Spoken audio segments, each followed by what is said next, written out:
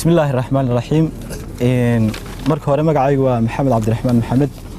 ujeedada aanu shirkan jaraa'id u qabanayna waxa weeye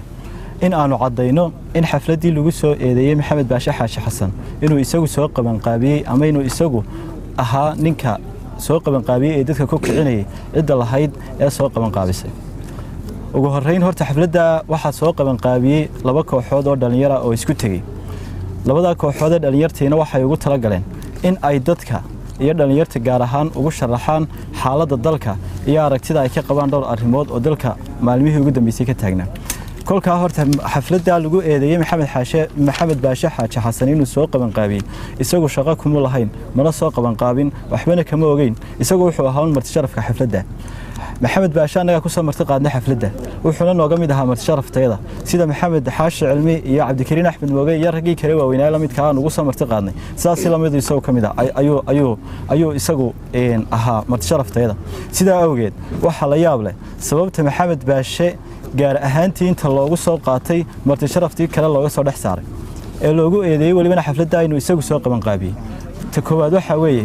xukuumaddu horta taa ah in uu Maxamed Baashe xafladda soo qaban qaabiyay waa mid aanay waxba ka jirin taano halkan ka cadeynayna in aanay xafladda iyadu waxba ka jirin oo ay dhalinyaro soo qaban qaabisay xafladdaana iska lahayd waraaqaha iyo wax kasta oo xafladda ku dhex jirayna ay dhalinyartu iyadu haday waraaq la qoray tahay iyo haday xaflad la qaban qaabiyay tayba ay xaflad ay dhalinyartu soo qaban qaabisay waa ta koowaad in halkan ka cadeynayno بسم الله الرحمن الرحيم magacaygu waa Maxamed Cilmi Cali waxaan kamid ahaa dhalinyartii soo qaban qaabisay shirkii Mansoor ka dhacay halkan waxaan nahay dhalinyaro ku midoobay fikir ah horumarinta danta dalka iyo dadka halkan waxaan ka cadeynayaa in fikirkayga aanu ku midoobnay wali yahay halkiisii waxaan kaloo cadeynayaa in aanu nahay dhalinyaro ka damqanaysa waxyaabaha dhibaatada ku leh ay xukuumadda kula kacayso dalka waxaan xukuumadda leeyahay dalka waynu wada leenahay taladana waynu wada leenahay sida daraadeed waxaan leeyahay in aynu wada lahaano talada si waxyaabo wanaagsan ay noogu soo baxaan haddii ay dhici weydo in talada la wada lahaan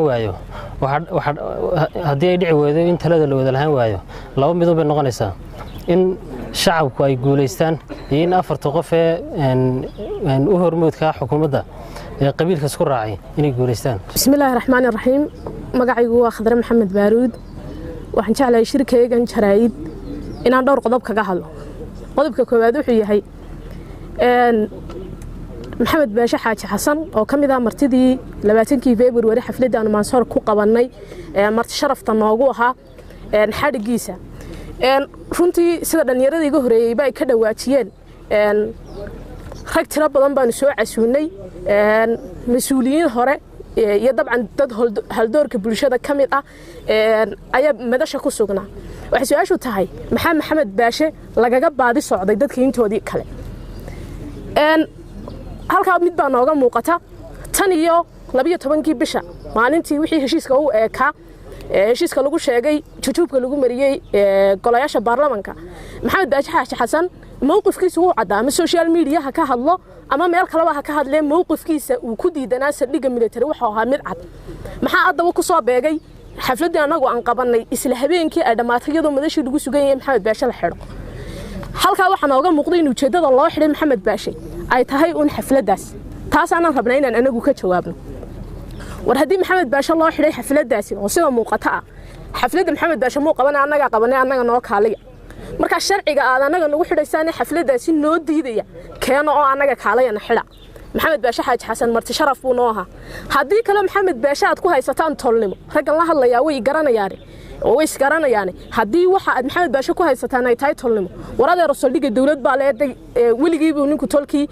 qabsan jiray geed baa la tigi jiray geedkii tolku ragga ku xidhan jiray ku xidha oo siiday Maxamed Baashe aanu leenahay mowqifka iyagu wuxuu ku cadiyay haddii Maxamed Baashe aad xidhaan iyo haddii cid kale aad u xidhataanba waanu sii wadi doonaa insha Allah mowqifka iyaga aanu ka taaganahay saldhigga military fadlan qancidayadiina waa mid sii soconaysa hadaadna jujuubtaan iyo hadaadna caburisaan iyo hadaadna xidhaanba taas waxay noqonaysaa mid sii soconaysa xalfadda soo qaban qaabisay maalintii dhaweyd in waxaan halkan ka cadeynaynaa Maxamed Baashe sifihii loo xidhay inaanu ahayn sifo sharciya isagoo oo xalfadda aan soo qaban qaabin isla markaana systemka loo xidho waxa system ka duwan systemka dadka loo xidho qofku muwaadinka wuxuu xaq u leeyahay inuu helo waaran maxkamad ka socda isla markaana lagu soo oogo oo maxkamad soo cadayso isla markaana loo maro sifooyinkii dadka loo xidho waxa qalad ahayd Maxamed Baasho dadka suuqa aan kamid ahayn oo qof la wada garanayo oo mas'uula oo caano bulshada qayb weyn ugu jiray in la iskaga xidho sifo sharci darro haddii Maxamed Baasho waa la garanayaa la doonay in la xidho waxa isagoo dabada jooga in maxkamaddu kiiskiisa ay ku soo ogaan ciidamada booliska isla markaana eediisa sheegaan waxa lagu xadgudbay qodobka 7-aad ee dastuurka Jamhuuriyadda Soomaaliland xorriyadda iyo xuquuqaadka qofku uu leeyahay qofna xorriyadiisa lagama qaadi karo sifaan sharciga waafaqsanayn sidoo kale waxa lagu xadgudbay qodobka 2 ee farqadiisa oo isagu dhigaya qofna xorriyadiisa lagama qaadi karo isagoo dambi faraha kula jirin waxa kale Dastuurka Jamhuuriyadda Soomaaliland baneeyay qofku inuu ka qayb qaadan karo sifooyinka uu muwaadinku xaq u leeyahay inuu aragtidiisa si xor ah u dhiibto rayi dhiibashadiisana waa lagu xadgudbay kaasiyo muwaadinku xaq u leeyahay inuu rayigiisa dhiibto kuna soo bandhiga qoraal iyo hadalba bismillaahir rahmaanir rahiim hadal badan oran maayo ragiiga horeeyay habliiga horeeyay ba kelmado miisaan loo mucdeedii iyo waxaanu xambaarsaneen bay yiri labadan baan oran lahaa anuuna Maxamed Baashe Xaaji Xasan waa foolaadka bahweynta suugaanta warbaahinta iyo qalleeydaba sidoo kale waa saaxiib weyn oo sugnaaday dhanka Jamhuuriyadda Soomaaliland kaasoo u iftiimiya meelo badan oo u baahnaa oo meelo badan mugdi u baahnaa in lagu galo aqoon iyo waayaragnimo sidoo kale waa hanti national asset uu leeyahay qaranka Jamhuuriyadda Soomaaliland sidoo kale wuxuu ka soo qayb qaatay halgankii dalka dib loogu xoreeyay ee lagu soo noqday gobonimada tan iyo 1982 waxa uu ka shaqeynayay oo uu halgamayay inuu dalkani u helo xorriyad buuxda oo dhinac kasta leh waxaan maanta aad iyo aad uga xunahay inuu halgankiisa iyo nafurkiisa isagoo dhalinyaro uu sameeyay uu maanta u goyn waayo ama uu ku waayo xorriyad aragtidiisa iyo fikirkiisa uu ku cabiro kuwa maanta leh waa qaran dumis iyo abaabul buu wadaa waaga ku bari doona waxaan leenahay maansidii gaariyo lahaa dhurwaaga ciyaaya cabaadku nafweey cadad galabeedka casar galabeedka cadad cilif joogta dambe ugu ciiri qodobka labaad taabanaya waxa weeye mudane waxaan la hadlayaa xukuumadda iyo cid kasta horboodaysa mashruucan anagu aan booliga waaragno ee saldhiga laga siinay imaaraadka magaalada Berbera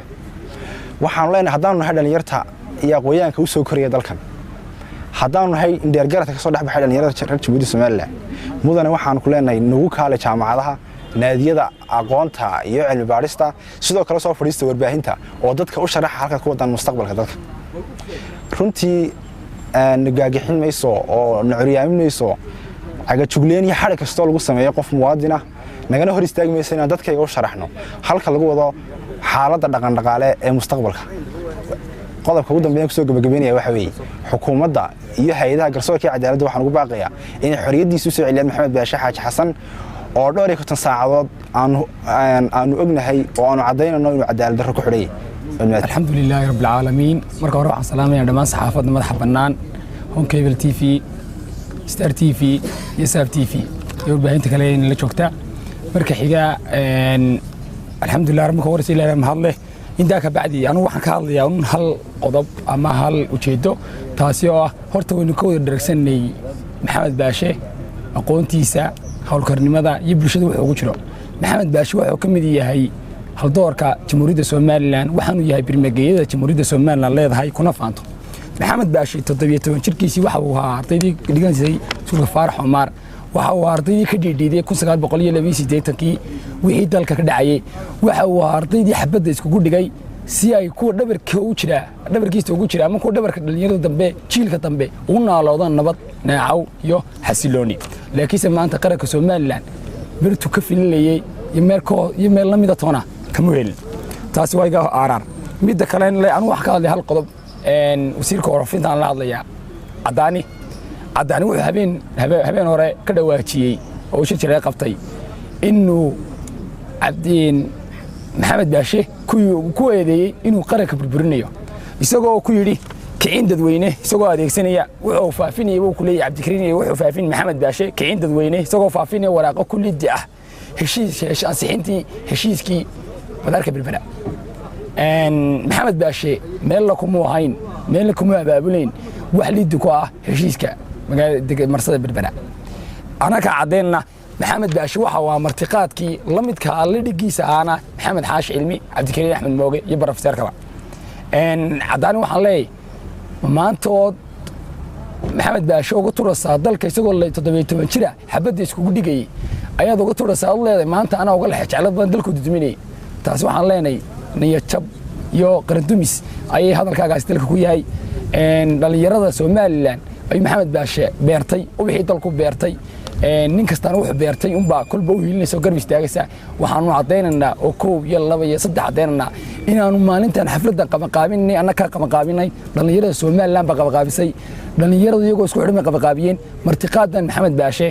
iyo barofeerka iyo maxamed xaashi oo fidnay waxaanu la taagan oo hore la taagnay iminkan la taagan oo cadeynaynaa mar kasta oo leenahay bulshada ha loo cadeeyo oo loo soo bandhigo wax rasmiga ah bulshadu ka ifintay maxamed baashana xarigiisu ma aha aburin kaliyaatee bulshada dareensiiseen oo dhalinyarada dareensiiseen inaad dhalinyarada aburisan aqligayga iyo cilmigayga lagu aburin maayo